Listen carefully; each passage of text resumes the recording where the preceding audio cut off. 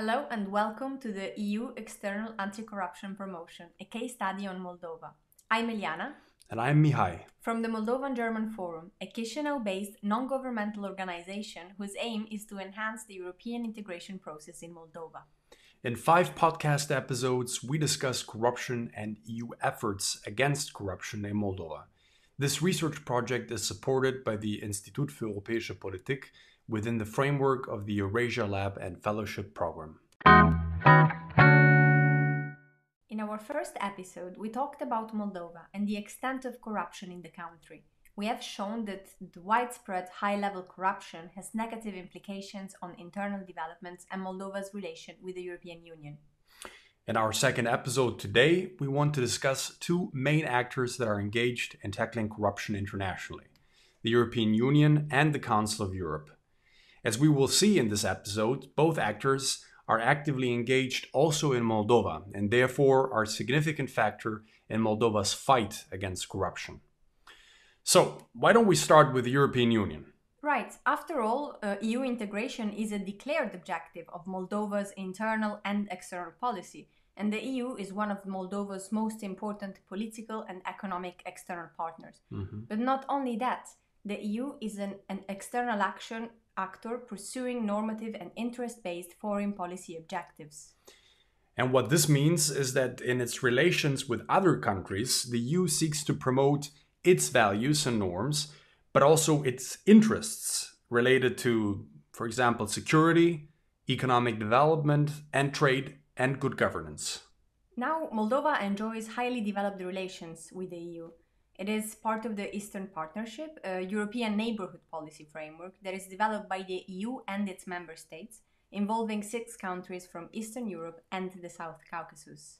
Yes, and within the Eastern Partnership, Moldova is, along with Georgia and Ukraine, one of the 3 so-called associated countries. The Association Agreement, which is the main policy instrument in EU-Moldova relations, foresees Moldova's political association, economic integration, and legislative approximation in a whole range of sectors. In other words, the EU and Moldova cooperate in a variety of policy areas and share everything but institutions. In order to gain access to the EU internal market, Moldova must adopt and implement EU legislations as if it were an EU member state. But how is all of this related to the fight against corruption exactly? Well, actually, that's an excellent question. Tackling corruption in Moldova is both an explicit and implicit objective of the EU. So let's start with the Association Agreement, which is the central legal instrument through which the EU pursues to monitor and enforce the adoption and implementation of anti-corruption rules. Okay. In it, the EU and Moldova recognize anti-corruption as a project of common interest and a key factor in the development of their relations and cooperation, which shall contribute to regional peace and stability. Tackling corruption is, moreover, prominently mentioned as an area of domestic reform, which is covered by the aims of political dialogue between the EU and Moldova. So the EU explicitly declared that tackling corruption is a main objective in its relation with Moldova. Absolutely. And what is more, anti-corruption is dealt with as a cross-cutting objective. This becomes clear when you look at the DCFTA. Just to clarify, this is the Deep and Comprehensive Free Trade Agreement, DCFTA. It is the trade-related part of the Association Agreement, which aims at the highest possible degree of liberalization in a broad range of main areas of trade relations, which includes market access of goods, customs service, technical and food safety standards, competition policy, and public procurement. Yes, exactly. And particularly in public procurement, the area that you mentioned, anti-corruption plays a significant role. The DCFTA chapter on public procurement includes a variety of good governance standards and underlines the importance of transparent, non-discriminatory, competitive, and open tendering. And these anti-corruption standards all flow from the internal EU legislation. The EU directive on public procurement, for example, which is applied for EU member states, entails multiple far-reaching preventive and repressive anti-corruption provisions. Because Moldova, through the association agreement, is obliged to align its national legislation to the EU acquis communautaire, it has also to comply with these anti-corruption standards that I just mentioned. It seems to me that the EU clearly has an interest that opening up respective markets goes hand in hand with a level playing field with uniform rules. Yeah. And let's not forget the visa liberalization requirements that Moldova has to comply with after it was granted a visa-free regime for travel into the Schengen area. Right. One of the so-called blocks that Moldova has to comply with, which is the block on public order and security, also entails benchmarks against corruption, money laundering, and organized crime. And the European Commission is regularly reporting on Moldova's progress in this area through the so-called visa suspension mechanism. And as its name says, if Moldova is backsliding on, say, anti-corruption, in theory, the Commission is obliged to temporarily suspend the visa-free regime. Okay, which is something that hasn't happened yet. Exactly. But so far. Yeah. Beyond these more explicit references to anti-corruption in the association agreement, tackling corruption is also closely connected to other EU objectives, including the promotion of EU values and norms and the pursuance of security and stability-related interests. The very concept of corruption, understood by the EU in a nutshell as abuse of power for private gains, stands against the rule of law and good governance. Different indexes as well as cross-country qualitative analysis have long established that countries with high level of corruption also have poor rule of law and good governance records. And tackling corruption is essential for the creation of an area of freedom, security, and justice, a common legal space where EU law is effectively applied. Oh, absolutely. As we have seen in our last episode, when we talked about the banking fraud and the Russian laundromat, the repercussions of corruption are not restricted to the countries of origin only. Right. Corrupt networks are a major factor for instability at the EU's borders and oftentimes even penetrate EU borders. Yes, which again simplifies why fighting corruption is among the EU's security-related interests. Before going over to the role of the Council of Europe, which is the other major anti-corruption actor, let's talk a little bit more about anti-corruption as one of the EU's main objectives in Moldova. We already mentioned the security side of corruption, or the tackling corruption is among the EU's security-related interests. But maybe we can dive a little bit more into the EU values and norms-related side of fighting corruption. And in particular, Mihai, since you wrote a couple of articles for the Europaeische Forum of the London School of Economics, Open Democracy, as well as the Bertelsmann Foundation, I would like you to briefly talk about the summer of 2019. What exactly happened in the summer of 2019 and how did the EU react? Well, the summer of 2019 was pretty important for a number of reasons. First, after years of state capture, Moldova got rid of its most powerful and omnipresent oligarch, Vladimir Plahotniuc. And Plahotniuc had been dominating the domestic political landscape since 2010, and he and his oligarchic circle were the driving forces of entrenched high-level corruption in Moldova and pretty much all the negative developments that we talked about last time. Now, what happened was that following the parliamentary elections of February 2019, an unlikely coalition of pro-Russian and pro-European political forces emerged, which was the Socialist Party as the pro-Russian political force and the so-called Acum bloc as the pro-European political force. Mm-hmm. And these two parties with diametrically opposed foreign policy objectives didn't have much in common other than to oust Plahotniuc and his ruling Democratic Party. And they did exactly that. But besides this significant change in the Moldovan political scene, the summer of 2019, or better said the following months really, were important for yet another reason. Yes, and probably even more significant was the EU's instant reaction.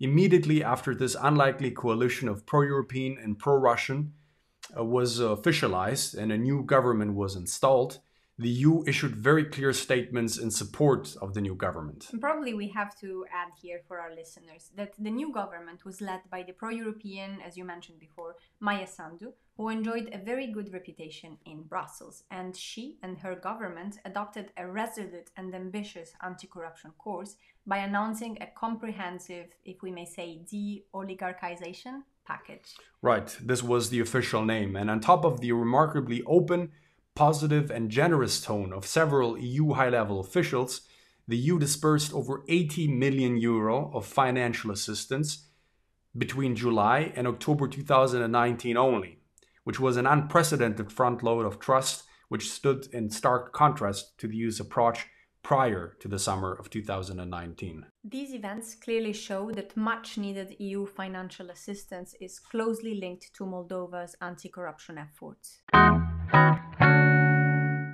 All right, we arrived at the second part of our episode where we talk about the role of the Council of Europe in tackling corruption in Moldova. And with whom else to talk to if not with you, Eliana? You have worked at the Council of Europe, the Congress of Local and Regional Authorities, to be more precise, in the Cooperation and External Relations Unit. Well, the Council was such an exciting place to work because it really sets Europe-wide standards in a variety of areas. And this is particularly true in the area of anti-corruption. The Council of Europe sees anti-corruption as an essential element of a democracy and the rule of law. Its initiatives aim to underpin the national anti-corruption strategies of its state parties. Now, when it comes to anti-corruption framework of the Council of Europe, 3 instruments, I would say, deserve mentioning. First, the 20 guiding principles for the fight against corruption, which encapsulate almost the entire array of sensitive areas which are critical to prevent and combat corruption in a country. They include public awareness, ethical behavior, independence of the judiciary and the prosecuting organs, immunity of public officials and elected representatives, code of conduct for public officials, transparency rules in public administration, media freedom, and lastly, political party funding, which we will talk about in our 4th episode.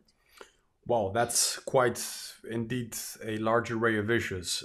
But what about the other 2 instruments that you mentioned? Right. The other 2 important legal instruments are the Criminal Law Convention and the Civil Law Convention on Corruption. These instruments establish rules on active and passive bribery of public officials, as well as common international standards regarding corruption and civil law. And in fact, these anti-corruption standards are so far-reaching that they are even praised by the European Commission as contributing to ensuring, and I quote, minimum standards in a pan-European legal area. Yeah, that's really no surprise. And of course, there is much more, particularly on the subject of political party financing. Which, as you already mentioned, we'll talk about in our 4th episode. But for now, tell us, how come that Moldova is affected by all this? Well, Moldova has been a full-fledged member of the Council of Europe since the 13th of July 1995. And as a consequence, it is a signatory party to all the major anti-corruption legal instruments that I mentioned previously. But more importantly, Moldova is a member of the so-called Group of States Against Corruption, or GRECO, since 2001. And I would say it's your turn now to tell us more about it. At the very beginning of your PhD studies at Ghent University, you had a research stay exactly at GRECO in Strasbourg at the Council of Europe. Yes, this is right. It was a really interesting experience. The role of GRECO within the Council of Europe is indeed very special. Since 1999, GRECO has been regularly monitoring compliance of its member countries with the far-reaching anti-corruption standards of the Council of Europe. And this has happened through a dynamic process of mutual evaluation and peer pressure. Now, what does this mean concretely? GRECO is an intergovernmental monitoring mechanism that, rather than imposing legal sanctions, wants to raise awareness and enhance mutual persuasion. In order to achieve this, GRECO evaluations are defined by a strict review procedure. Typically, the country under scrutiny, say Moldova, for example, will first conduct a self-assessment. So Moldova will prepare a report where it lays out how it assesses its own anti-corruption efforts? Exactly. After which GRECO sends a team of experts to conduct on-site visits. During these on-the-ground visits, the experts collect a variety of information which flows into a country evaluation report. And this report is then debated in the plenary of the Council of Europe in the presence of the country under scrutiny, after which Greco issues a set of anti-corruption recommendations. And this sequence of review procedures is then followed by a sequence of compliance procedures, which assesses whether the evaluated country has actually implemented the forwarded recommendations. But what happens if, let's say, Moldova is not happy with the findings in said report? Well, it's remarkable that Greco gives the examined country 18 months to respond to the recommendations. Moreover, Greco foresees that the final report, after all changes and amendments, is additionally debated in the plenary, and it can only be published once 2/3 of Greco members that participated in the evaluation process have voted in favor of the report. It sounds like a cooperative and non-adversarial atmosphere. And this is precisely what has made Greco a uniquely efficient anti-corruption monitoring mechanism in Europe.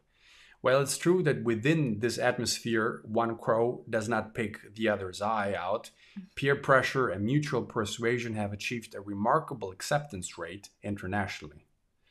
This is how Greco has managed to achieve a surprisingly high rate of compliance with the legally non-binding Council of Europe anti-corruption standards.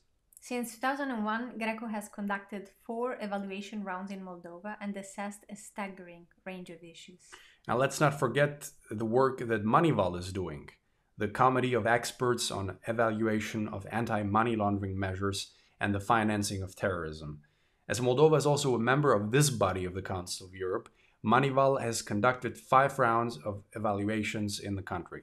So, all in all, I think it is pretty fair to say that the Council of Europe is a very active anti-corruption actor in Moldova. We have arrived at the end of our second episode.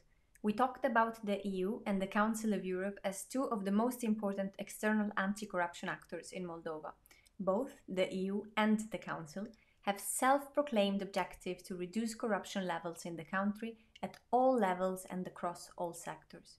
The EU regards anti-corruption to be both an implicit and explicit objective, and even sees it as a key factor in the development of its external relations with Moldova.